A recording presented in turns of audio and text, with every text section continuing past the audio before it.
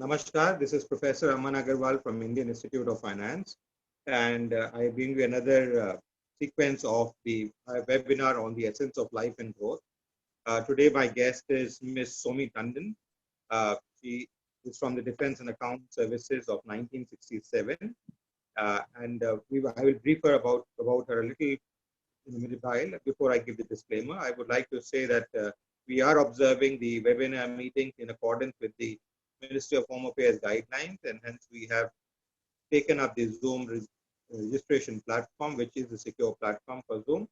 Apart from this, I would like to say that whatever views are expressed here are those views of individuals, the ones as experts, as well as my own views, and they are not to reflect the views of the institution which either of these persons belongs to or has worked with or is working with.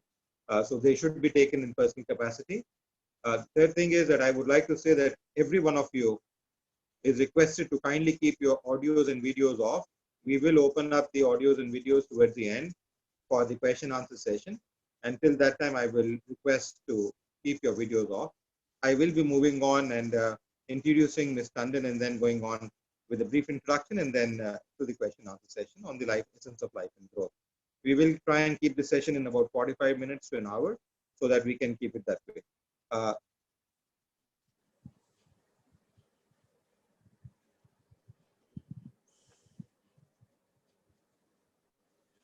I'm happy to welcome Ms. Somi Tandon. She retired as a Secretary Defense Finance, Ministry of Defense, Government of India.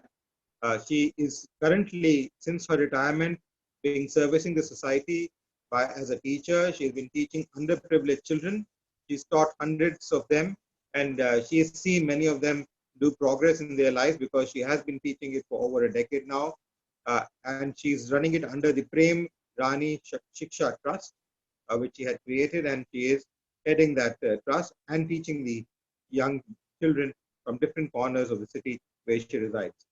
She is also the advisory council member of the Indian Institute of Finance, and we are very proud of the fact that she has been our alma mater. She has pursued her MBA program way back in 1988-1990 from the institute, because this is running more.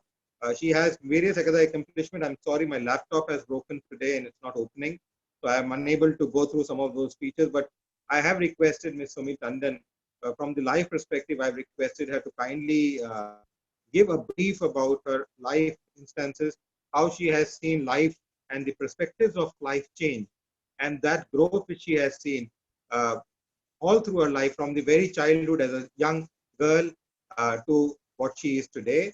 And I can only say one thing: she has been one of the most upright officers and very well known, very famous, very strict, very disciplined, and people, large number of secretaries, Government of India, even while she was lower in her rank, not secretary, even prior to that, were afraid of her because she was so apt, but they could have full confidence on what she did. And that's something which is very important, specifically when it comes to accounts and finance, because everyone knows that around the world, defense is one sector which is a black eye, and the accounts are completely black, and a lot of corruption goes in there. But during her tenure, she made things happen. She streamlined large number of things. But beyond that, I will request Ms. Tandon to, as the topic is of essence of life and growth and not defense, and we will have her someday on the issues of defense and what should be done more in Indian defense. But that today we would like her to give her introspections on the essence of life, specifically, initially, maybe a few introductory remarks from her for her own life growth of how she has grown from the young childhood to being a person studied in the college, then the university, and then being in the services and retired, and now also for last 15 years leading this life as a social person, trying to build upon large number of young minds. And I feel proud. The other day when I was speaking to her, she was telling me about some of the success stories which she saw, and because we see that in our students, and we feel very proud of some of those factors. So I was very happy to hear from her also the way some of these young children who are underprivileged for some reason or the other, she's financing them, she's supporting them, she's educating them, and they are making their marks in the contribution towards the growth of this country. Ms. Somi Tandon. Thank you for the nice words you have said about me. You have asked me to say something about my childhood. I led a normal life as a child. My parents, they allowed us to do what we wanted to do, just like a normal middle class family. My mother was not highly educated. I think she was class maybe 3, 4, 5 class, but she had a very high standard, moral, ethical. She was very spiritual, religious. So our life was fairly moderated in the sense that we had led a very disciplined life. My father had also allowed us to do something which we wanted to do. So the childhood was quite normal. We studied by school because standing run far off was not sort of considered so comfortable. Thereafter, as I grew, or when I was in class 9th, actually when I was in class 8th, there was one event which sort of event, or one can say something which happened, and that led me to think of what I will do in future. Because my father had appeared for some departmental exam. I do not know what was that, but it was a departmental exam for higher promotion. When he came back after appearing for the exam, I asked him what you had. I was not very old, but still curious to know. So one question he said was, why pen leaks when you are flying in the aircraft? Another question he says was, you write a like variety of such questions were there. So something came to my mind that, what is this exam for which you have got to know everything? And by the time I was in class 9th, I took civics and history as my subjects, and I was absolutely clear at that time itself that I want to join civil services. I don't know how I came to know about civil services, this I don't recall, but I was quite. So my aim became quite clear that I have to do this service. Now see, I was studying in a Hindi medium school in Meerut. But by the time into class 11, I started writing my notes to the extent possible in English, just because I was curious to develop that capability of writing in English. It so happened my father was posted on deputation to Srinagar. This was Border Roads Organization. And there I had to do my class 12. I was so happy only on one point, and that is they had English medium, which was compulsory. So to me, it was blessing in disguise, one can say. I cleared my 12th, but I came back to Meerut. I stayed with my uncle because I joined graduation there.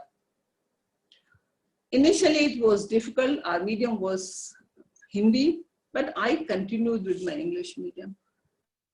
Part 1, I had a lot of difficulty, but by the time I was BA final, I just got into it. And thereafter, there was nothing to look back. Even college teachers, our professors, they realized that there's something I became a serious student. I participated in all college activities. I was chief, I was secretary of the association, minister of law and order. Our students' union got the prize of the best minister of the students' union. I fully participated in all activities, but I never in a single class. Recently I got a hold of a letter which my then wife, later on who became principal, had written. My incidentally, I happened to see recently, and she had very clearly mentioned about me on this very, that she never missed her classes.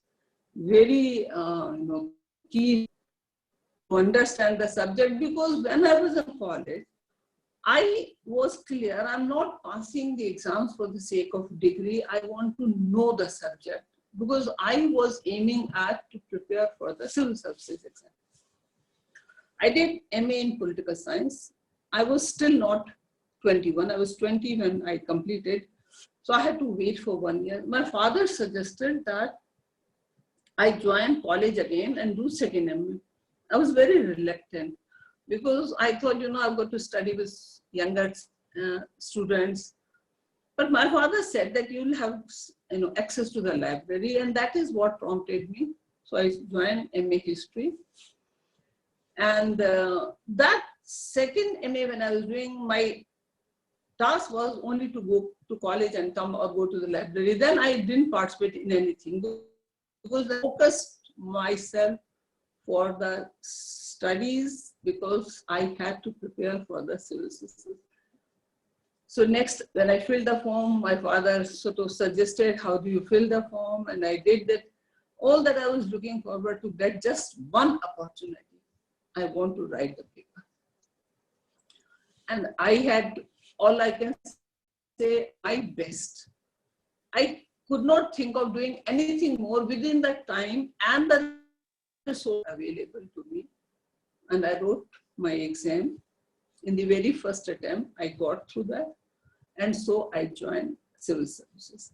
Now, one thing I have to say that whose influence was maximum in my coming up as an adult or in college particularly, our college principal, Dr. Mrs. Vimla Puri, who is no more, she had played a very important role in my total development. Few things I will say to make that point clear. In our morning prayer meetings in the college, sometimes she used to say, you have to take care of others. You cannot command respect, you have to earn respect. And that you can earn respect only when you know the other person, you care for the other person. Similarly, when we used to have proctoral board, prefects meeting, her emphasis was punctuality and regularity. These are crucial. If you have to achieve anything, you need to be absolutely punctual and regular. There is no point in coming late or coming once for a meeting and then next time not coming. If you want to be preferred, then continuously attend the meetings that we are having. Another point. I recall when I was preparing one report for presentation, I think it was union meeting so I had written because the work was in Hindi, I had written, but a couple of words I had written in English. So my principal told me that if you are writing a report in Hindi, let all words be in Hindi.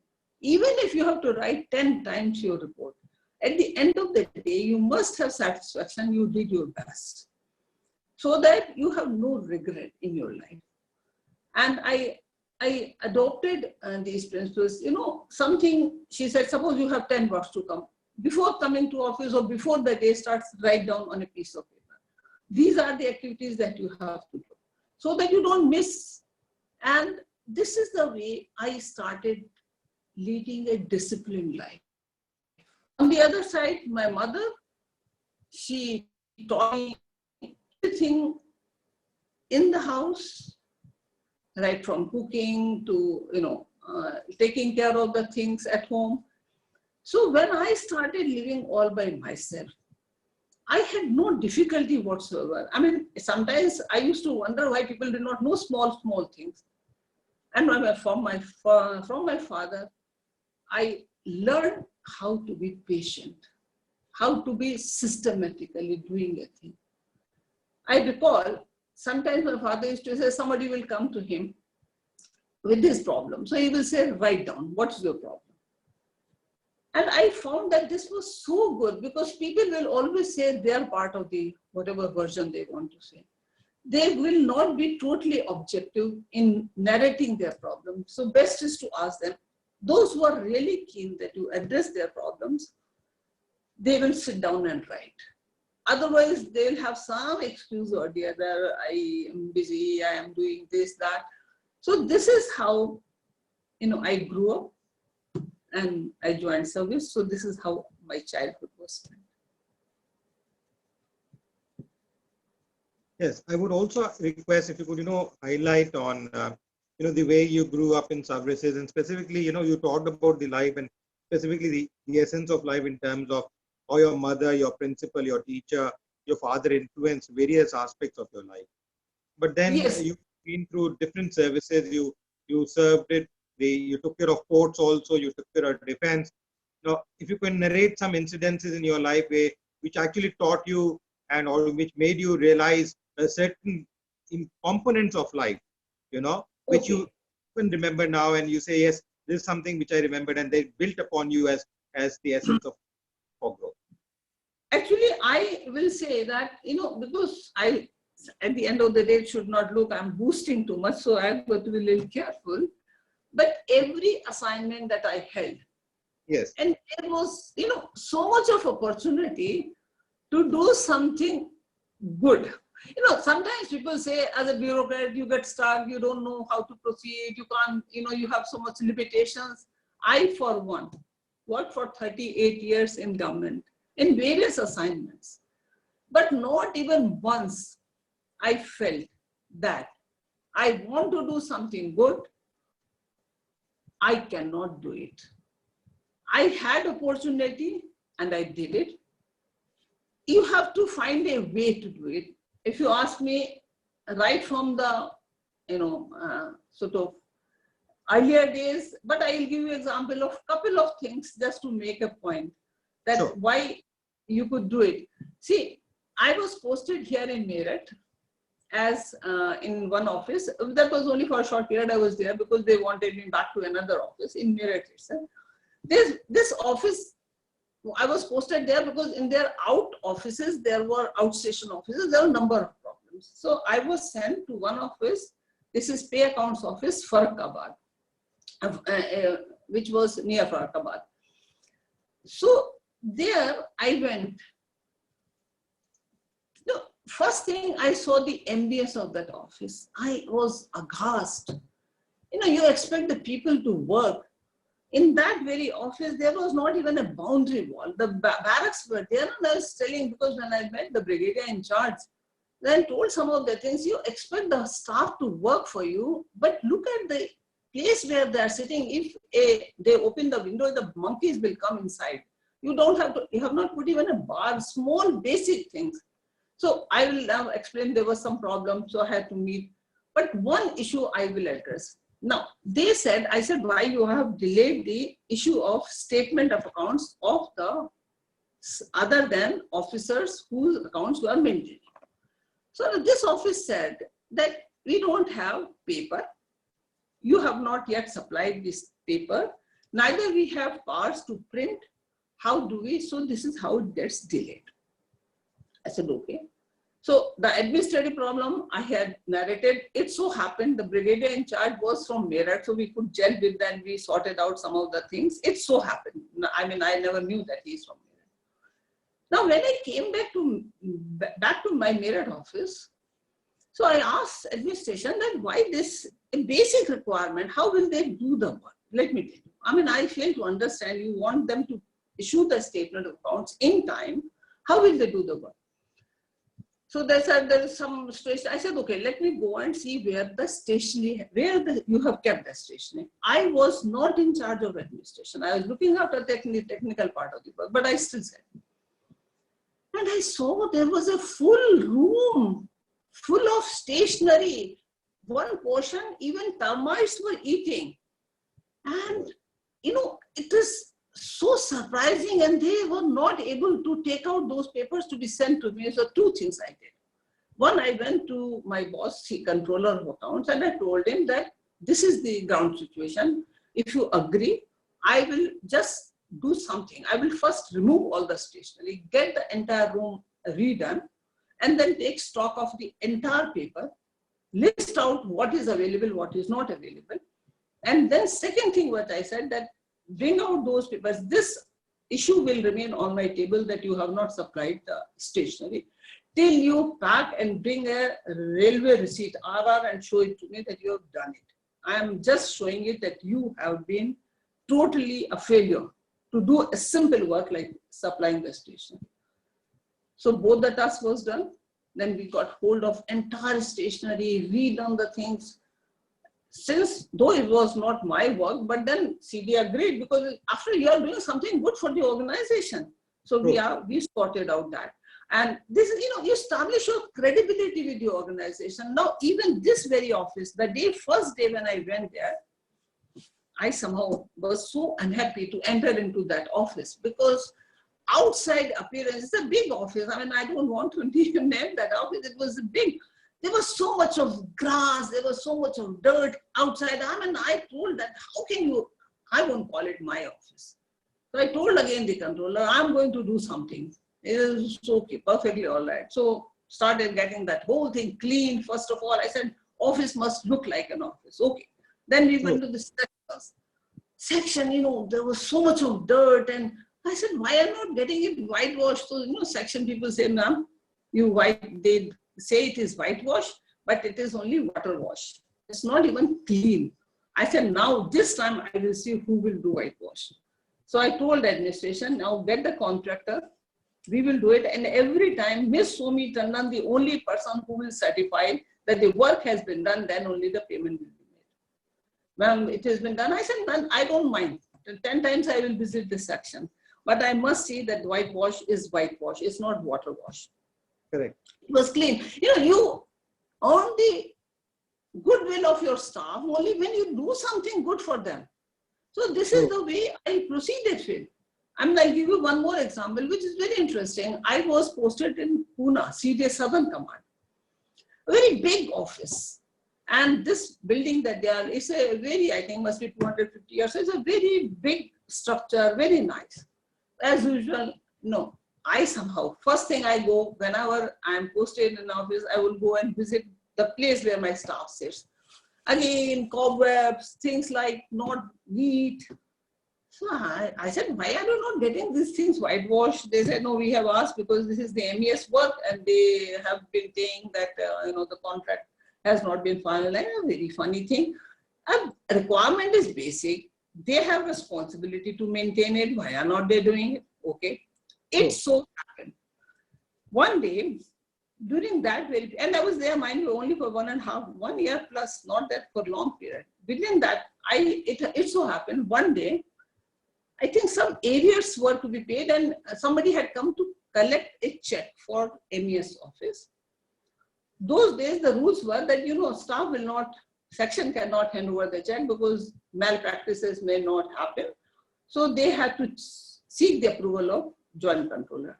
So this gentleman walked into my office, said that, ma'am, we want to collect this check. So once I came, and at the time, 2 young officers were sitting with me who had just joined service. So they said, ma'am, we have to collect the office, this check. I said, no problem. You collect the check. But now I have to tell you one thing. I will right now permit you to collect the check, authorize you. But you go and tell my message to your brigadier, whosoever is in charge of this building, that we have been asking you to do the cleaning, entire thing to be painted, whitewashed, or color washed, whatever is that, why it has been delayed so badly. When you have come to me, that very moment I will clear you. But why the reciprocal arrangement is not made? Because if you expect my staff to respond to your request as you are now doing it, then it should be reciprocal. I tell you, within few days, the entire contract was signed, one of the neatest office that you could see, that building was done. So these 2 young officers who were sitting with me, when this man left, he said, ma'am, why did you give the check? You should have first told them that. I said, no, I am not doing something which is wrong. They had a request because they had to pay today. I will pay. I trust. People will go and communicate. They know who am I, and I am saying something every day. I'm not making a request. And so the work was done. So it's a question of not that I have no such thing like, if you don't do it, I will not do it. I will do it. Someday you will also do it. This is the way I put it. So this is second example. If you want some more example, I can do. There are a number of examples, I tell you one more very interesting case. I was posted in Meerut, not Meerut, Delhi, CDA headquarters office.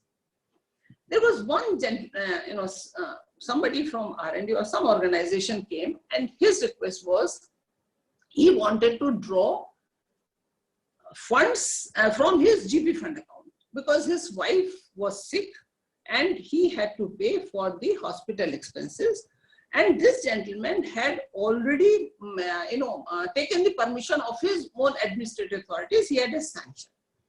Now, my office said that, madam, in his balance, there is no, balance. There is no balance in his account. So then he came to me. I said, how is it that you have no balance? So he said, ma'am, I have come from another office. At that time, my fund was maintained by Meerut. And just because you have no balance, but I have funds in my account. I mean, I have money. So I thought that he's saying the right thing in the sense that it is his money and he wants to withdraw his money for which he has a sanction. So what I did, I rang up the Meerut office. I told the joint controller, I said, could you check that and give me a confirmation? First, give me a call back. So he says, yes, there is balance. So I said, then it's only a technical problem. So what you do is send me a telegram that he has a balance, so much of money. I will in the meanwhile go ahead. So I told section, you put up the file to me. I will give it in writing. Though there is no balance, but I take the responsibility to make the payment because he has money in his account. It's just a technical problem that he doesn't have, in my account. It takes a little time sometimes and people are not so efficient because those days the computerization was limited and all that. We paid. So my section says, no. I said, no. Even if there is a second case of similar nature, nobody else will authorize. It is I will burn my fingers and I will give it in writing because I take full responsibility of what I am doing. Now the point is that, you are working for the people there. You are not working for yourself. If there is a technical problem, one can overcome the technical problem by finding a way. And this is how at least I proceeded because I had learned to take decisions.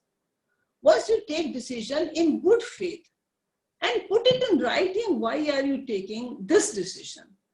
I mean, I never felt scared because what worse can happen? I mean, you can post me out of that office, but what was my vested interest? No vested interest that I had. Now, in the sense that you started establishing your credibility with the organization, then people start trusting you so much. And on this trust thing, I tell you, there was one case which I did. I was in Ministry of Surface Transport and my secretary was P.P. Nayyar. Once he asked me, he said, you put up a letter to the cabinet secretary because we had some problem with our shipyards. And he wanted this to be written. I had written and put up to the joint secretary. I was director. Around 6 in the evening, he or maybe 5:30, he rang up, he says, where is the draft letter? So I told him, sir, I have put up to the joint secretary. He said, no, put up, you bring the file to me. So I went to joint secretary's room. He was not there at that time in his office. I took the file and went to the secretary's office. He signed the letter. He did not read that. For a minute, I just sank and I told, sir, I politely told him, sir, you may once read the letter. He says, if I don't trust my officers, I won't have it. And then he told his staff, make a fair copy and issue it to the cabinet secretary. Good enough. Came back, went home. Later in the evening, it just occurred to me, suppose, because I had written, by and large, I would have read it, but suppose there was something, some error somewhere. And look at that, the DO is going right to the cabinet secretary. And nobody has read except me. So came back. What I did was, next day, 9 o'clock, I reached office. I rang up his PS. I said, at 7:38, you would not have sent a letter to cabinet secretary. I'm sure you would have made it today you will send it. Can you bring the letter to me and I'll reread it? So that PS brings the letter. I read, there was nothing wrong. But then what he said was, he says, ma'am, this is why Secretary trusts you so much. You won't let anything wrong go. No, but I was thought in the heart of my heart, I don't know whether I can trust anybody to that extent. This is the way I put it. So life goes on. There are a number of examples where there's so much of opportunity to do so much of thing. I made best use of every opportunity that came to me to do the thing. I'll give you one more example, which is very interesting. As when I joined service, we were burning files in the incinerator because we will clear the file, burn it, and half burnt file, some smoke is coming. Even in Ministry of Defense outside, there was such incinerator available. As additional secretary, somehow I was in charge of that section which deals with this. So I told them that I said, I fail to understand why are we burning files. Now there are shredders available. If we shred the file, we can even sell that shredded material, you can earn some money. Why are you burning? And you are putting men, you are creating environment problems, so much of smoke is outside. Why are we doing it? So they said, don't be, ma'am, we took up with the IB, they say, no, it's security requirement. I thought, very funny. It is so small shredded material. How can somebody read? Anyway, and this is cross-shredding also available. So one day it so happened during that very period, there was a meeting, and one joint director IB was available.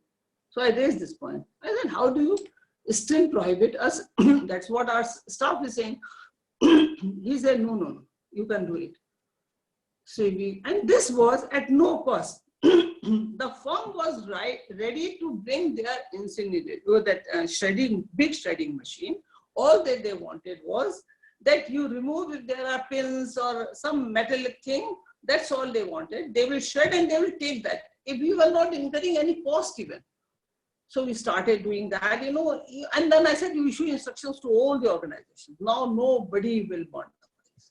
So not only that, you save them, you can recycle that paper.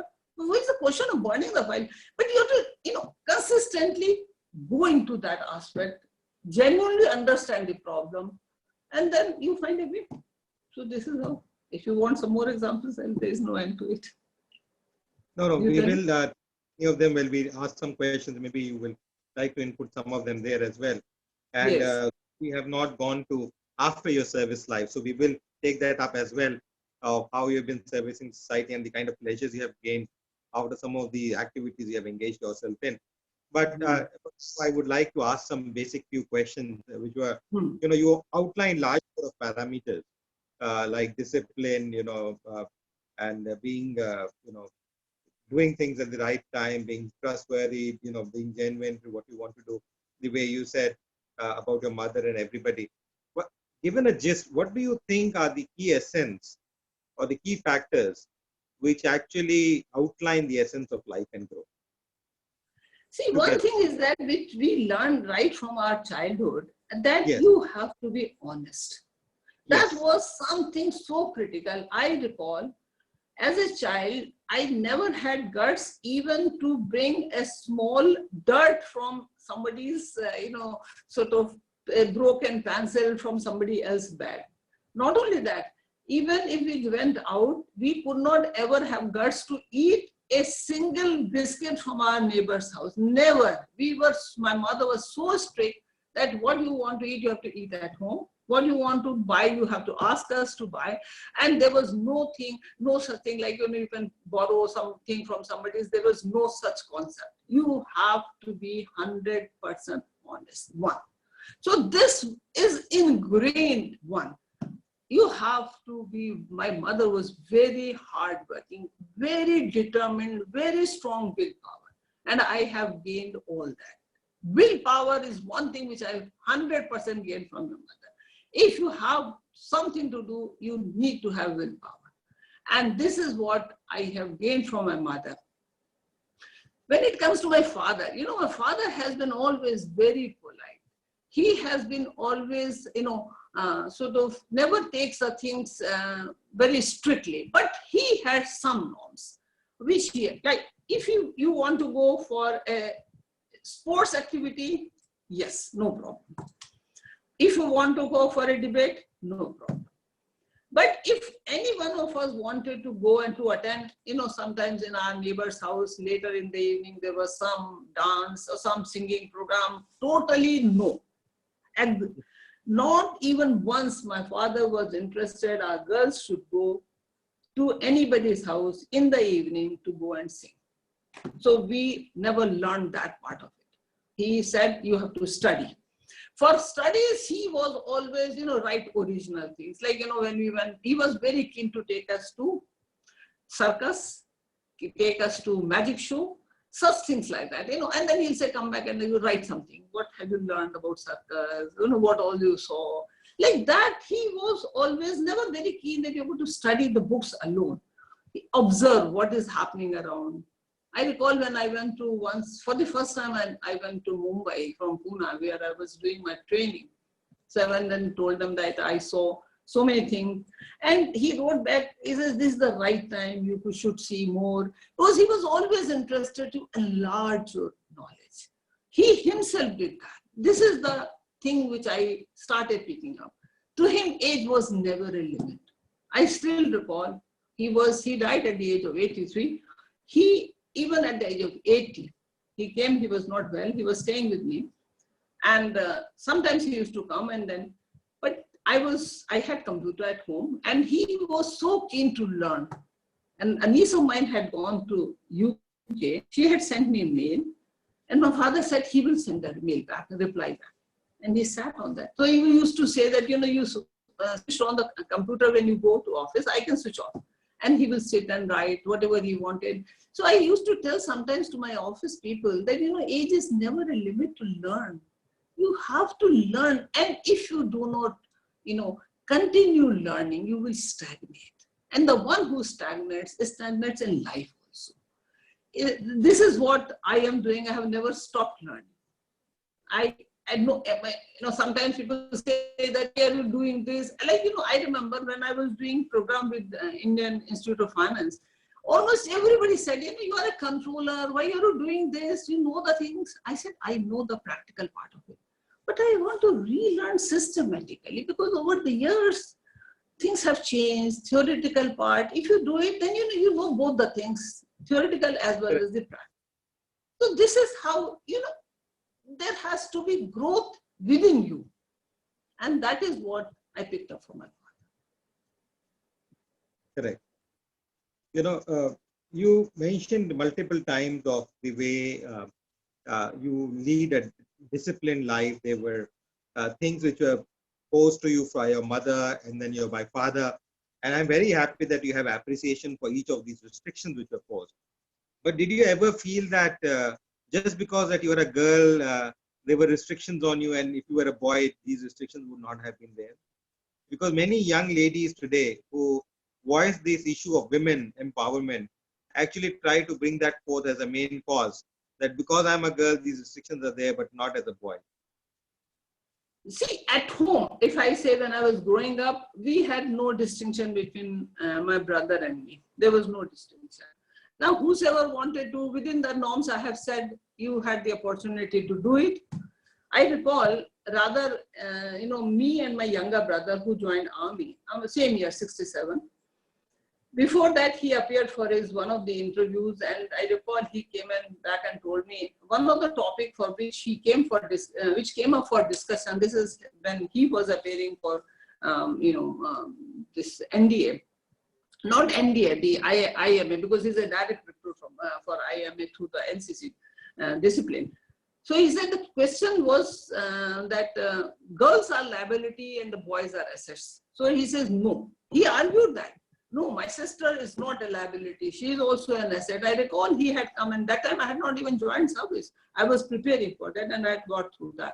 So this is how he felt at that time. Because we had at that time, no distinction. But when I joined service, then at that time, I had to set my standards. And this standard, at times people will come and say, you are alone. You don't have this problem. You don't. So one day I got fed up. I said that there are solutions meant for the problems only. So problems are there, so there are solutions. So you can always find a solution. This is the way I used to, sometimes somebody says, you are alone. This happens. This happened even when I settled down here. Some people say, why are you staying alone? And my brother is staying in, not very far from my father's, the house he had built. So you are alone. One day recently, maybe 3-4 months back, I gave a small talk on this to I'm a member of two, sort of senior citizens group. So we have once a month meeting. And so I gave a small talk on this. What is the difference between being alone and being lonely? You are alone physically, that's all, but you are not lonely. True. There is a major difference. This is I have to repeatedly make sure that people understand. I may be alone, how does that matter?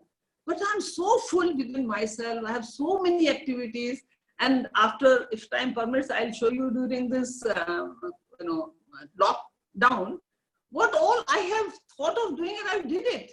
Because you can do so much if you have interest. You need to have hobbies, you need to have interest, and you need to have desire to learn.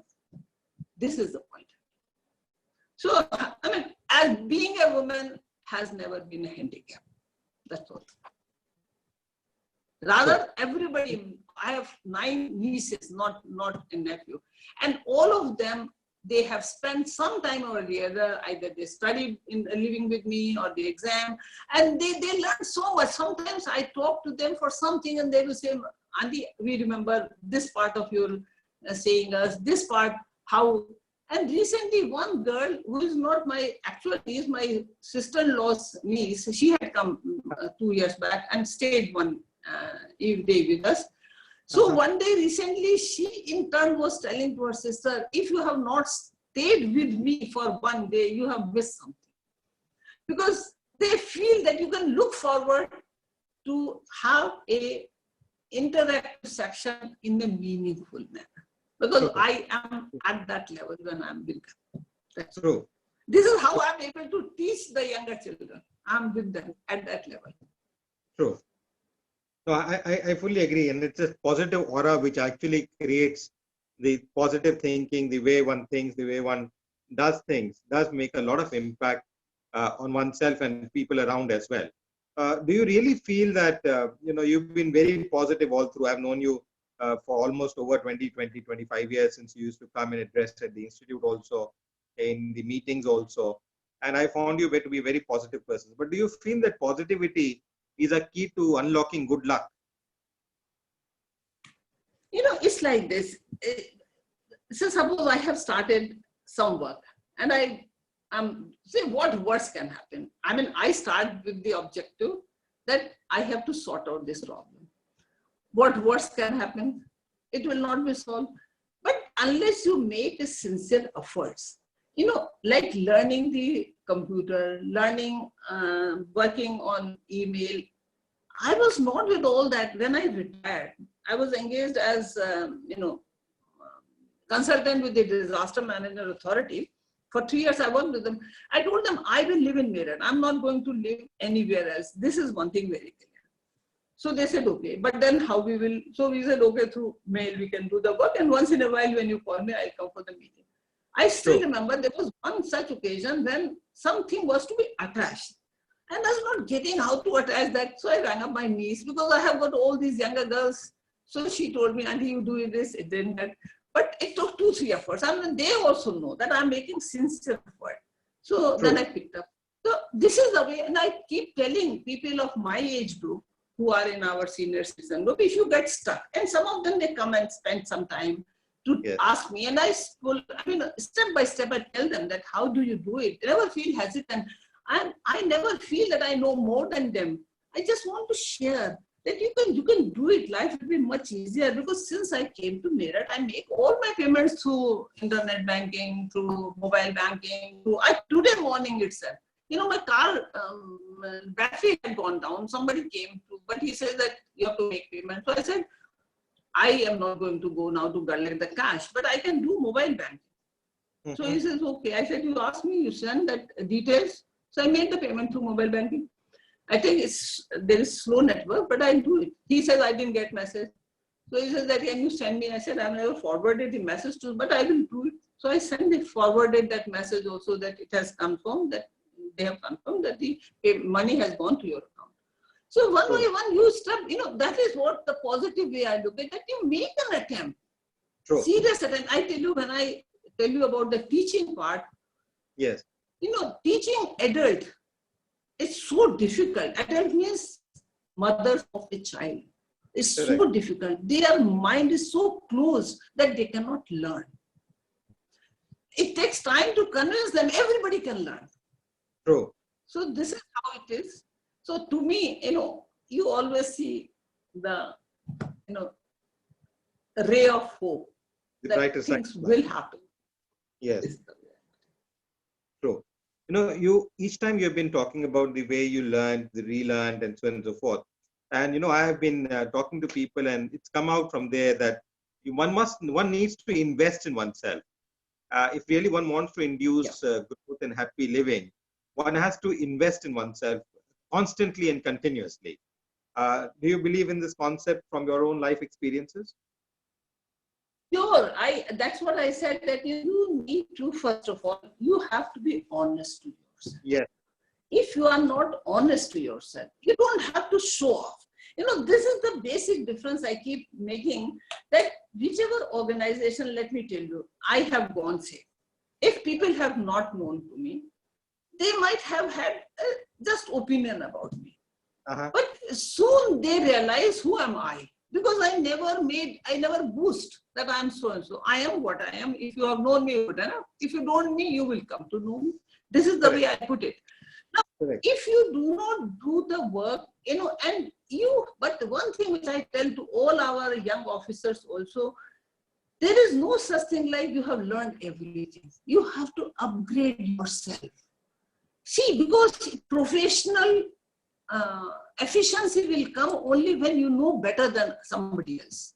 Why will somebody come to you for your financial advice? Tell me. Why will somebody come? He will come because you know that he is not, or he is a technical person. He doesn't know the nuances. But then you should know clearly.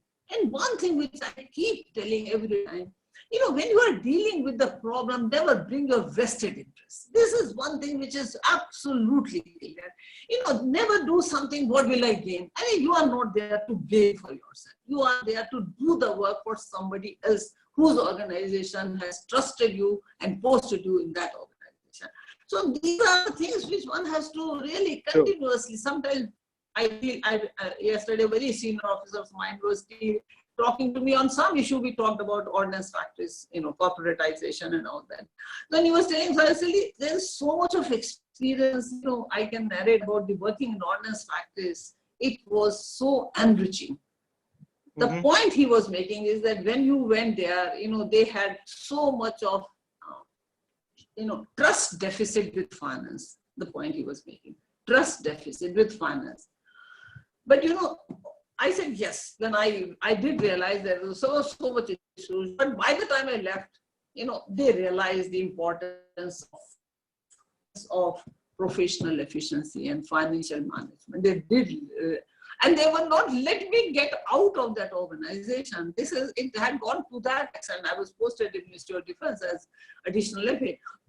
Literally one day I had to say, but this is efficiency should not mean that but then I politely tell that if I have done whatever I can do, unless I get out of that and I learn something new, then my views will be stagnant views. This is the point I'm making. So sometimes people are not ready to take a transfer, change, but it's always good. You take a change because then you learn something new and contribute something new to the new organization. Beautifully you said, but Mr.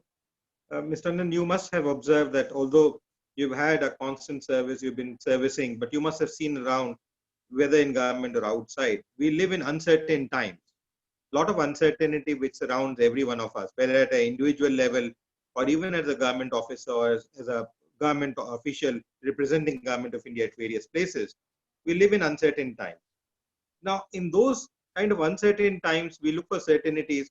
But then more important is, how does one go about celebrating life? In your opinion, how do you go about celebrating life when you live in such kind of uncertain times and uncertain frameworks?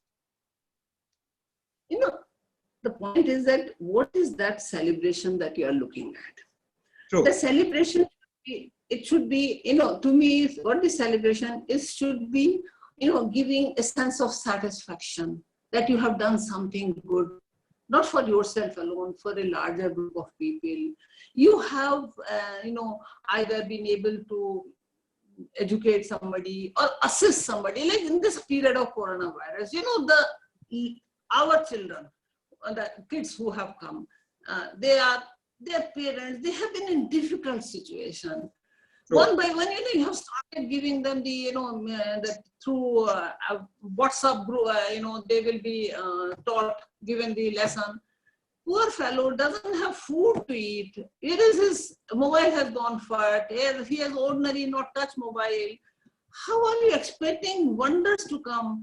I have seen one by one these families coming to me, but one day I decided during this period, anybody who comes, for whatever limited assistance I can extend, I will do it.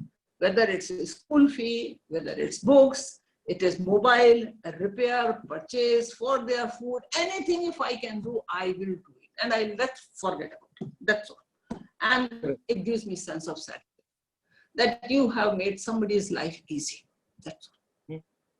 I tell you one thing, these people may be poor. You may think that they will never give you back, but whenever you ask them to do a small work, they come running. Let me tell you.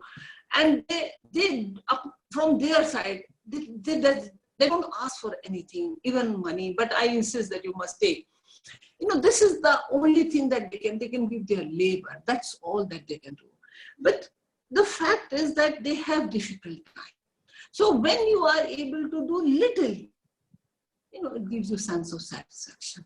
So uncertain time, we know it is uncertain time. True. But if you can do something good for a larger group, why not do it? This is the way I put it. I mean, I can't insist this to anybody else, but this is my motto. True. So 2 or 3 more questions before I go to others who will ask questions. You mentioned about spirituality, initial remarks when you were giving. How do you feel or see the soul consciousness, spiritual wisdom, and meditation contributing to inducing the life and growth in an individual's perspective? Now, on this, I have given a lot of thought. Somebody says, are you spiritual? I tell you, to me, spirituality is not actually linked with religion. Correct. It can be, you can be spiritual and religion. But spirituality is, it's moral values. It is ethics. It's dedication to work. It is,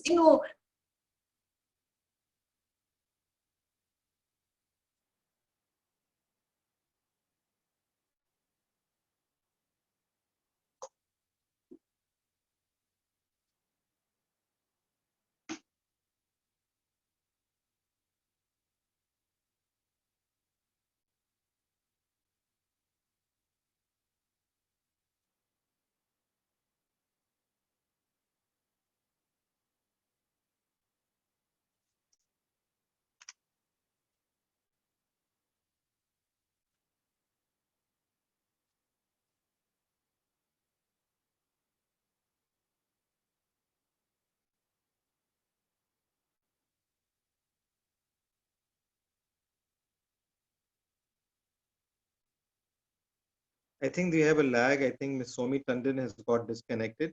So we will just try and get her back so that in the meantime, we will give a halt and just check what the problem has been. Please hold on.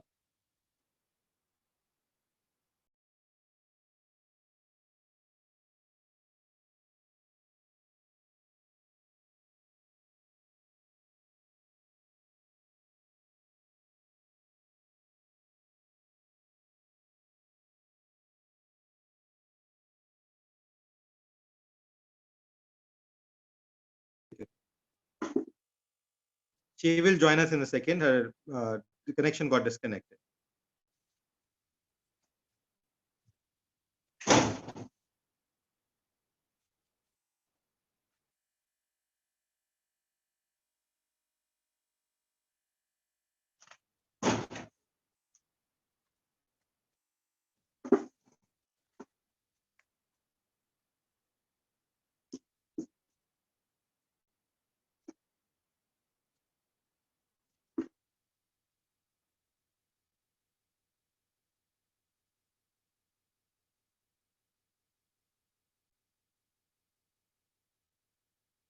Dear friends and colleagues, I've just spoken to her again. She is trying to connect back. Please hold on for a minute.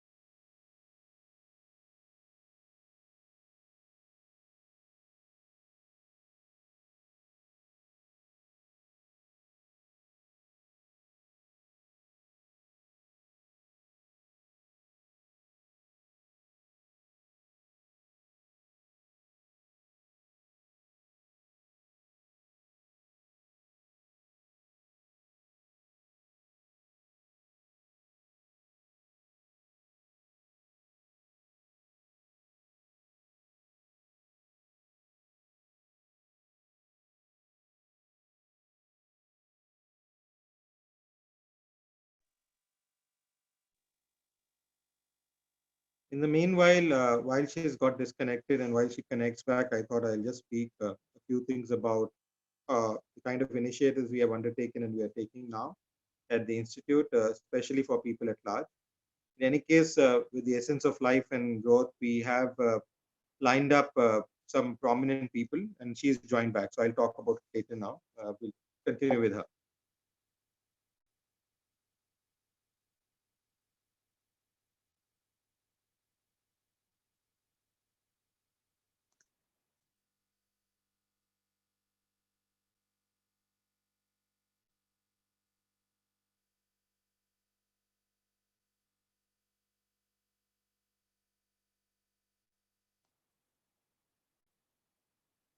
Can you see?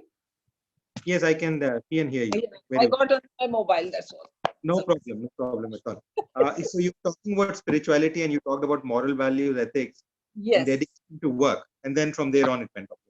Yeah, so to me, this is how, if you are doing your work in a dedicated manner, if you are doing your work honestly, if you are doing your work without vested interest, if you are doing your work with an idea to help somebody who is more in need, that is a spirituality. So, even you may not be religious. I mean, if somebody asks me, do you go to temple every day? No, I will not go to. But if I go, I'm happy. So that's not against going temple. But that's not a priority. Correct. So so naturally, if you have these, characteristics, then life is much easier. True. You can handle the situation much more systematically.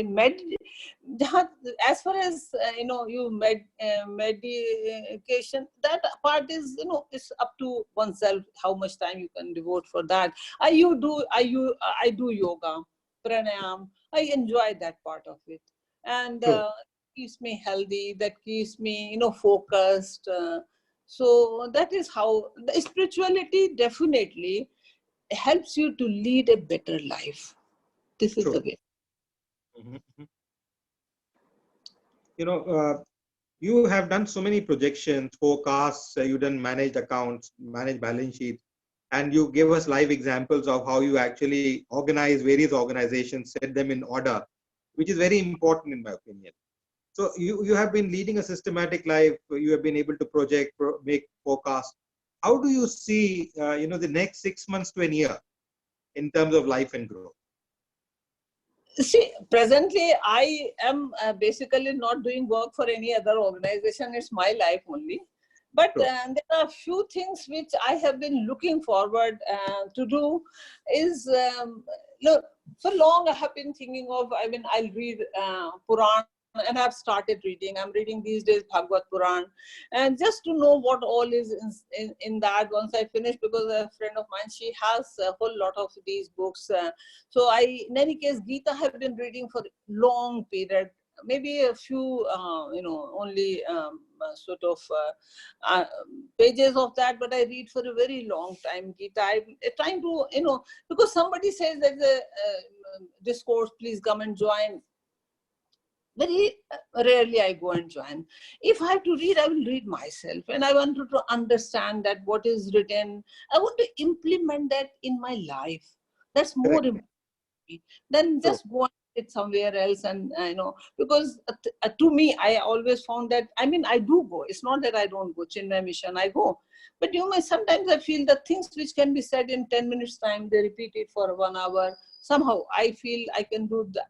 I mean, to me, time is cost. So I always feel I can do something more during that period, which is more practical. Just to be honest, that's my view. Right. I'll not say for everybody else, that's me. Yeah. That's the way I put it, like this. Sure. So I have to judiciously utilize my time to do what I enjoy doing. I will spend some time doing my waste management, then go and sit and listen. Once in a while, I'll go there. That's the way I'll put it. True. Last two questions from me. You have taken so many decisions for the government of India at various departments, various organizations. But as an individual now, you're working for the society, totally for the society, dedicated to the society, to the girl child, to the underprivileged. You have been dedicating yourself. What do you think governments, not only government of India respectively, but governments around the world can do to induce growth and happy living? I know they can't give you happiness as a pill, but they can certainly create frameworks. As you rightly said, one wants to do something, one can always do something. It is not necessarily that it is in my portfolio only, then I will do. But you can do something if you want to do. So in your opinion, what will be that the governments could do with your long experience that could actually help induce that happy living concept, and that would induce growth ultimately? See, one thing which to me, and this is based on sort of whatever experience I have, the education is the most critical requirement. Education in the right way. Education, learning. It's not merely getting a degree. Today, our education system is so inadequate. It's so sort of bad. Let me tell you, primary education. Every child who has come to me from any village, every child, they come normally when they are young only. I can say they literally knew nothing. Even 1 to 100 counting. They can sit and count, but if you say after 40 what comes, it's difficult for them to say it is 41. So this is the stage at which our rural education, I really can cry, and I can sort of feel that, that's one area needs so much of attention. And particularly what is happening, that the children whose parents are illiterate, parents have sent the child to school, they feel, and particularly English medium, they feel that they will become today wonderful English speaking person. They don't realize that that's just one step. There are so many steps needed to make them really learn. And then if the parents are uneducated, they can't see what the child has learned today. And so I tell you, give you an example, this is a striking example, that's what I can make, is that 2 years back, or maybe 2.5 years back, one child came to me. Normally during the session, I don't take the kids. I said that, that because I don't know how much you have learned. But that lady kept saying, oh, she was a relative of one of the child who was studying with me. So she said, no, aap le lijiye. Maine kaha, acha apni copy dikhlao. Puri copy mein likha tha, grah karya nahi kiya. I felt like crying. I said, no, okay, I'll accept him. Poor fellow, he was in LKG. He was already, the month was October. He had not picked up. Even this is a slightly better school, 1 to 10, because mom is illiterate, father is illiterate. But father says, मैं पढ़ा नहीं हूँ, मैं अपने बच्चों को पढ़ाऊंगा जरूर. अब पढ़ाओगे जरूर, लेकिन बच्चे ना वो 1.5 साल उसने नर्सरी और केजी बिल्कुल, बिल्कुल माँ को मालूम ही नहीं क्या हो रहा है क्लास में, कुछ नहीं. और जब उसकी बच्ची 4 साल की हुई, मैंने कहा इसको तुम अभी स्कूल में डालो, इसे पैसा नहीं. मैंने कहा नहीं है पैसा, okay I will fund for that her education. I tell you that girl, she has gone to village before this lockdown started. She's an LKG, top class child, because she studied with me right from the beginning. There is no difference. Uske puri report sheet mein, there is no word less than, most efficient, superb. This is the difference that made, because she's picked up right from the beginning. Maybe she's better than the boy, but boy would not get the. So what I'm aiming at, I wish I have a way to really, address this issue how best. This coronavirus, the migrant going home, I'm really concerned what will happen to the children's education. They will suffer more. आपने कह दिया वो app से आप करिए, एक टूटा phone है वो भी चलो रिपेयर करेगा, 4 बच्चे हैं, 3 बच्चे हैं, एक फोन में how much one child can learn and second child, and class 1 का बच्चा how can he learn from apps and things like that? Because my niece, she is finding it difficult for her class 1 child to teach on the mobile. So I told them, let her, you teach first from the books and then he can listen to the teacher. Now this area, I wish I could do something, but I will continue to do whatever limited things I am doing, because to me, education is the core. I keep telling to the parents, if you are not educating your child, you are making him right day one a crippled child. He will have no future left to him. Please make sure that he. So sometimes हमारे घर जैसे बच्चा पढ़ रहा है regularly, किताबों के page अलग हो गए, माँ बाप को कोई फिक्र नहीं. One day I said, go and call your parents and I will not teach you. Leave the books here. Then they come running. I said, did you ever see what the boys' school books are? Not even one page is stitched together. Can't you stitch this much? At least sometimes see what is happening to the child's books and copies. No, this is because they themselves are educated. They feel एक बार बच्चे को भेजा school सब कुछ achieve हो गया. Now this gap, if I can fill that, I keep, like my maid, whose child, I started with 2 kids. The boys, they have done 11th and 12th. Their mother was totally uneducated. So I started telling that you also learn with me. She said, no, मैं नहीं पढ़ सकती. But somehow one day it occurred to me, even before she started living with me, she said, मैं भी पढ़ूंगी. I started, okay. She is fully educated now. But the pressure she got, she said, my peer group says, तुम क्या पढ़ के बन जाओगी, क्यों पढ़ रही हो? एक दिन she cried, I remember, some 15 years back, she said, मेरे को सब कहते हैं तुम क्यों पढ़ रही हो? तो उनका peer group ही उनको permit नहीं करता. Now, if the माँ is not educated, तो बच्चे का काम ही नहीं देख सकती है. So there is so much of gap. That is what motivates me to do something, whatever I can do. So that at least, and the parents do want कि मैं अपने बच्चों को, एक मेड मेरे पास आती है, वो कहती है मैं अनपढ़ हूँ, मैं अपने बच्चों को लड़कियां वो पढ़ाऊंगी जरूर, मैं जो लाइफ लीड कर चुकी हूँ मैं नहीं चाहूंगी मेरी बच्चियां लीड करें. डिजायर है, बच्चे मेहनत भी कर रहे हैं, बट वो गैप है. This is how I look forward. This is one area, whatever I can do, I will try to do.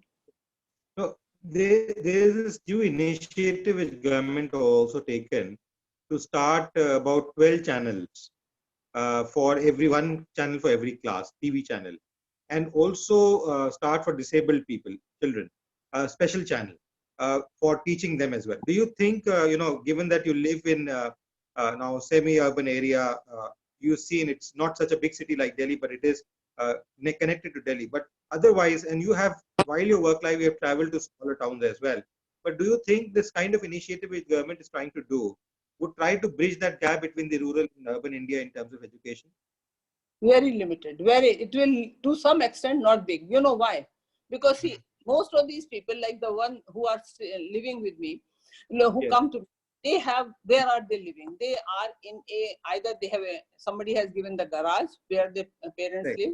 They have given a small room. they have sometimes electricity. They don't have, everybody doesn't have TV. Even if they have TV, they have to charge it. So that needs money. So everybody can afford it. No, this is the reality. I remember the child who was first with me, who did high school. One day I had been telling, then you take that in one day, there are not 24 hours, there are 48 hours. Every half an hour, make it an hour time and put that much of effort that you can do really best. So वो एक दिन बोली, मानी मेरे पास electricity नहीं है, तो मैं शाम को मुझे दिक्कत है, फिर मैंने उसके लिए सोलर लैम्प खरीद के दिया. You know, these are the realities on the ground. True. गाँव में आपने इलेक्ट्रिसिटी पहुंचा दी है, घर घर में इलेक्ट्रिसिटी है नहीं, लेकिन तो अब वहाँ पे इलेक्ट्रिसिटी नहीं है, तो ये टीवी कहाँ से चल पाएगा? और फिर किस चैनल पे किस टाइम पे आएगा? कनेक्टिविटी कितनी अच्छी होगी? अपने घर में बंदर तोड़ के चले गए, डिश तो बुला लो भाई, टाटा स्काई को तुरंत रिंग करो, वो आके ठीक कर जाता है. कौन देखने वाला है किसके घर में? You know, हमें practical. See, we are still a country where basic necessities are not available. I live in Meerut. I'm talking about the condition in Meerut. It is a grown-up town. Western UP ka one of the bigger town hai. But the people with whom I, the teaching I am, this is the reality. True. Because जब उसने कहा कि मेरा phone ही नहीं चल रहा है, तो फिर मैं अब कैसे वो बच्चा स्कूल का काम करेगा? बताओ. अब 3 बच्चे, हाँ, this is the reality. TV नहीं. हम एक बार कहते हैं घर में बैठ जाओगे टीवी देखने, बोला आंटी टीवी तो है नहीं, देखेंगे क्या? I agree. No, this is the reality. I'm happy you hit the nail. Last question from me. What is your advice to the youth and the students for building the tomorrow of India? See, I have always been advising that whatever is of interest to you, do that to the best of your capability.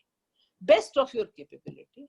Put in hard work, because there is no substitute for hard work. Be honest to yourself, whether somebody is watching you or not watching you. But if you have to study, study. If you don't have to study, go and play. But don't, show that you are studying. Correct. Be honest to yourself. You want to learn, you learn. You say you don't want to learn, then don't learn. But then say that I am not learning. But don't come and tell me, no, you are doing this. This is one thing I'm not accepting, that you have to do your best. You must, at the end of the day, realize that this is how I have learned this. Maybe you will learn in 2 hours time, do it. But do it sincerely. This is important for everybody. I remember one child, she has appeared for 10th. I kept telling her that you don't take maths. It's not, you can't do it because you have difficulty. But she insisted. I said, okay, I cannot teach you 9th, 10th math. I told her. But, she was keen. I said, okay, good enough. I don't know how she will do it, but this is her interest. I said, good enough. If you want to do it, do it. But my assessment is you have difficulty. Because every child, I had maths in my high school, but after that, I didn't have science. Whichever subject you choose, do to the best of your capability. This is the point which I'm making. If I have difficulty, then let me do something else. I keep telling that. So this is my basic, is that, all my nieces who are growing up, I keep telling that, if you want to lead a life tomorrow, better life, today you have to invest. Invest in life. If you invest today, tomorrow you will have better life. Otherwise you will have, at the end of the day, never say, I could have done better. You do your best. After that, whatever results come, we will accept. We are not going to say that you have not done your best. But you should say you have done your best. So this is the Oh, thank you very much. I will now open. There are a couple of questions, but I will take only one or two. Before you close, I would like to show, because I've kept it, that during this lockdown period, I did something, and as I said that I always am interested to do something nice. This is the painting I made. I watched Mahabharat. Yes. See the painting? This is watercolor. I did it.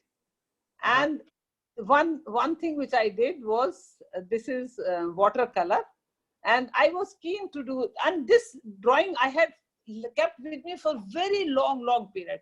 And one thing more I will show you. This is bag I made because I like doing some original work with the leftover material. Leftover material. So this is the embroidery I did. My point is that you need to have interest. this is one use, some old embroidery things I use. All that I'm saying is, if you have to upgrade, you have to be innovative, do something original. That's the point, to keep yourself happy. Yes. No, we are not closing. We'll take another 4-5 minutes because we have a couple of questions, but we'll just take one or two given the time. And then I also want you to reflect on one of your works which you're doing. So I would like to come to that before closing today. I will now open to Professor Ashok Laha. He's the CEO of Intera IT. It's a US-based company. He's an American citizen, and he's based here late because of the clog stuck up here with us. But he keeps half of the year here, half of it there. He's a young professor at the Indian Institute of Finance now from last year. So I will request Professor Ashok Laha to kindly ask this question. Ms. Tandon, thank you very much. Thanks, Aman. Ms. Tandon, thank you very much for a wonderful presentation. No, it was, I was listening to you very carefully, very intently. It was a presentation from heart, very original. You are saying what you believe in it. Few questions I can do that. One of the things he talked about it that you are a highly disciplined person. Most of us, including myself, sometimes are not as disciplined I want to be. And there are lots of people with us, they are not that disciplined, right? That. So if I hire you as a consultant to me, tell me how to be disciplined, what are you going to tell me? How to be, what are the 1, 2, 3, 4, 5 I should follow? That, so that, and in my company also, we hire lots of young people. They're not disciplined. They're all looking for a certain things. But what you said, that you have to work hard to accomplish the goal, they're not disciplined enough. So what are the things you can tell us to be disciplined? Okay, now this question I'll reply like this. I have realized that now if first you have to judge the person when you are hiring a person, then after that, a point which most of us miss is that, you need to really judge the person based on criteria, which is very objective criteria. Because in our system of working, at least in the organizations, I have worked large number of organizations, we fail to appreciate good work. We fail to really put a halt and say this is wrong. We do not really take a very objective view that a good person needs to be appreciated. Not good person, the person who is not good, he has to be told this is not acceptable. But what we do, we generally make one more rule. We will generally make, which will be applicable. So the person loses initiative. The one who is doing good work, he loses all his initiative because he has done good work, but nobody has bothered to say, yes, this is good. And you need to be appreciated that. Because I have tried this not only in the office, even at home. If somebody has done very good work for you, but say that this is, even the lady who cooks for me, someday the food she has cooked, I said, this is wonderful. She gets motivated to do the work. That's the point I'm making, that motivation is absolutely essential. And then unbiased. Because sometimes we want to favor somebody, then it becomes, people know, if you are genuinely saying something which is that the other person has done wrong, he accepts it. By and large, that's you have to tell it not bluntly, politely, or make a norm that these are the norms through which I will be judging you. It becomes quite objective analysis. People accept it. This is the way I have tried to either get the best out of a person. Give you just a small example to make that point clear. One day I recall I was in Calcutta, and then we were trying to introduce computerization, and then one assistant came. He said, why at this age I should do the computer? So I just politely told him, I said that you said one day your son is in class 9. We are teaching you. If you learn, you can you can teach your son also. So you'll have 1 + 1, something more to look forward. You know, he could sort of feel that I am with him. This is the way you have to motivate the person to be able to get best out of him. And that's my basic approach to the problem. Yeah, thanks. I hope I have explained the point. Yeah, yes. Very well explained. My next question is that you mentioned that you used to tell your officers, young officers, to make a decision. And I'm a CEO of a company. I always tell my staff to make a decision. Even if you are wrong, it's okay. But most of the people I find, particularly in India, unlike in US, most of the people I find they are scared of making a decision because they think they'll be highly criticized if they make a mistake. So they are reluctant to make a decision. So how to encourage people, it's okay to make a decision and fail. How to do that? Because I'm sure in your organization you have done that also. Yes, I have. Because see, this is what I'm making now. See, it's like this. Suppose somebody has taken a decision. I'll give you a very small, very petty example, but then makes the point. See, somebody had come, I was joint secretary, and then I asked, we had some visitors and all that. So I asked one of my, the peon to go and get a cup of tea. Somehow he found that the tea was not available, so he got some soft drink. I said, perfectly all right. Now, if I had criticized him that you have changed the decision, he brought something because you had asked for it. Perfectly all right. Now, you start establishing that credibility. That yes, if it is, you wanted something to be served to your people, so he brought whatever was available, good enough. Similarly, in the office situation, now, it takes time to establish that credibility.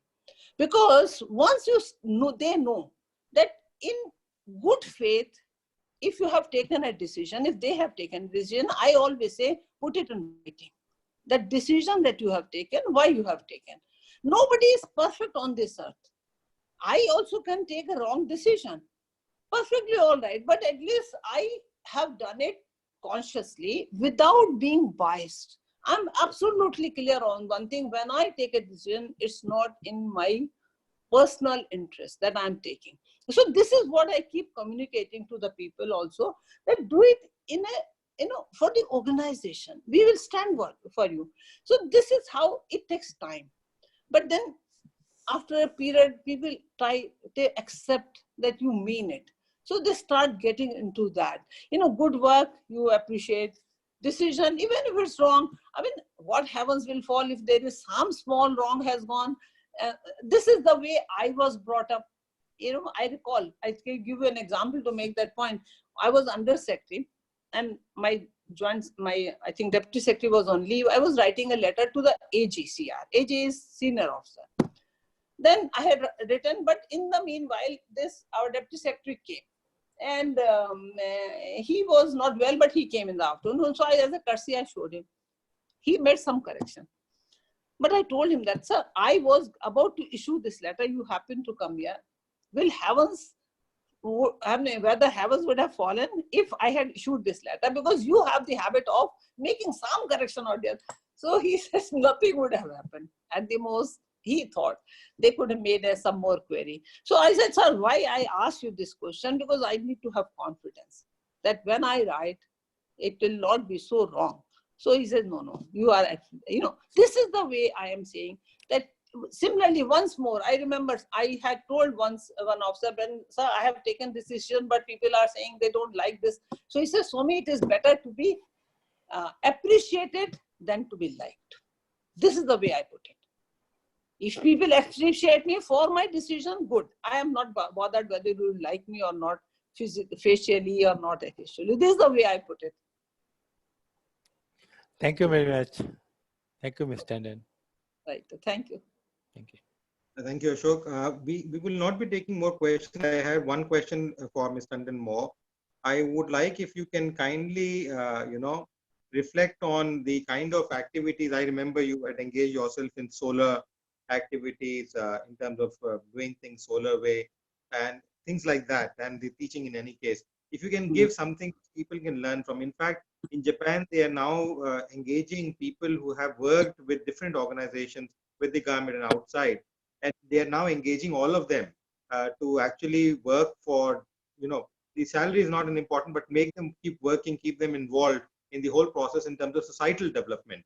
And you have been involved in this process for almost over 15 years now.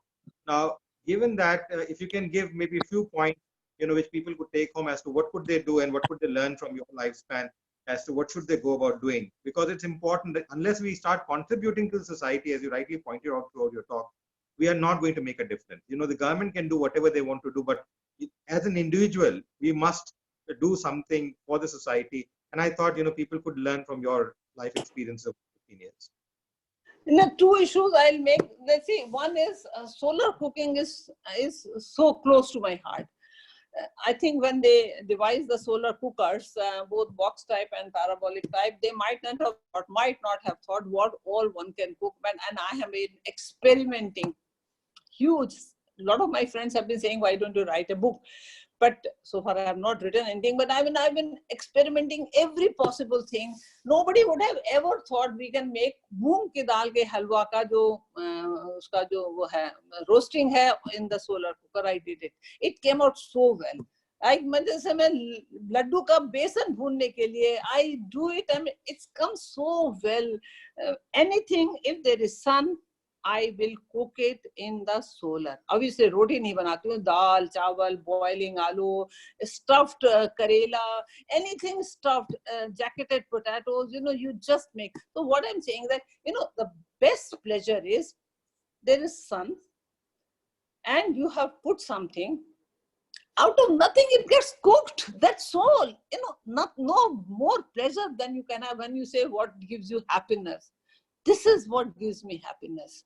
Out of nothing, I found, just food gets cooked and you feel it is nutritious. One. The second is, which is close to my heart, is waste management. Waste management is something which I have been saying, those with whom I have occasions to talk here in Meerut, I'm saying some people accept, some people are doing partly, some more. Segregation of waste must. The items which can be recycled, give it to Kawadiwala. Instead of throwing it, let him make some money. Then on the biodegradable waste, there are ways you can make compost. It's so easy. Last how many years? 2010 I started. Now all these years I'm doing it. I have done vermicomposting. I have done even with a niece of mine, she told me, and the last 4 years I'm doing it this also, with the citrus fruit peel, I'm making cleaning agent. I don't, for my washing the, cleaning the pot in the bathroom, this is a wonderful agent. This, cleaning the tiles and all that, and it just has, if you have 1 kg worth of peels, चाहे lemon हो, citrus fruit ज़्यादा अच्छे होते हैं, संतरे, उनको आप काट के एक 1 liter पानी में बॉईल करके गुड़ के साथ, 5 रुपए का गुड़ आता है 100 ग्राम, वो बॉईल करके उसको एक किसी बॉटल में भर दीजिए, छोटे छोटे टुकड़े, और 3 महीने के अंदर उसको छान के पूरा क्लीनिंग एजेंट तैयार है. And you have utilized, and product is available to me. There is no such thing like waste. It is a material. I'm putting it for reuse. So this is how I tell to the kids who are coming that not a single piece of paper will go ever in the dustbin. It has to be recycled. There is a place you keep it. We'll give it to the Kabadiwala. He will recycle it. So this is how you are trying to make them realize that we have to keep our rivers clean. If we are putting all that, it just gets dumped somewhere. That's all. So this is the 2 things you wanted. So I sort of mentioned that. Thank you very much. Just before I thank, it's great that we had this honor. And as we said, this will go live on Facebook and YouTube, and to people across who are in a network. But just before I end, I have a small responsibility of telling my viewers and all who all are expected in the next session. So on tomorrow, we have no session. Sunday, I keep off. Monday, we have another session by a professor from US. He's Professor Shyam Sundar Lodha. He's again very old now. He's roughly about 70 or so. But in the US, you can still continue to work irrespective of your age, and that flexibility is there. You don't retire. They don't call you retired unless you want to retire your own self. So he's a professor of marketing at the School of Business in Southern Connecticut State University in New Haven, which is one of the oldest universities. Because while I'm trying to understand, was it built up in 1800, around 67 or something like that? It's a very old university from there, and he's been former chairman and head of the department. He's also editorial board member of the Finance India Journal we bring out. And then we have tied up some people who are Dr. Geeta Piramal, who has written a book on corporates, and she's writing one on Bajaj now. And she's going to be, she's in India, so we'll have her next week. And I've tied up with two ambassadors, diplomats, and one European Parliament member. So hopefully they will also be speaking next week on the same issue, and they'll be joining from their time zone. Europe is okay, but Professor Lodha will be joining at 2:30 in the middle night. So, given his age, I requested him, would it be possible, would it be comfortable? He says, no problem, I would come. And for the love he has for the Institute, like you have had always showered your love for us whenever we called upon you. It is kind that he is doing that. Apart from that, we are going to launch a large number of training programs at a very low fee, which will be offered from next week onwards for people to benefit with us. Thank you, Ms. Somi Tandon. Namaskar. Thank you, Ashok. And rest of the members who have joined us. I'm sorry I'm not able to take other questions because we extended the session a little too much because I wanted to hear her life stories. It was very important for us to learn from them. Thank you, Ms. Tandon, for taking up this time and to get all that technical glitch up because I know it was the first time you're doing it. Namaskar, Jai Hind and Vande Mataram. Thank you very much. Thanks a lot. Thanks.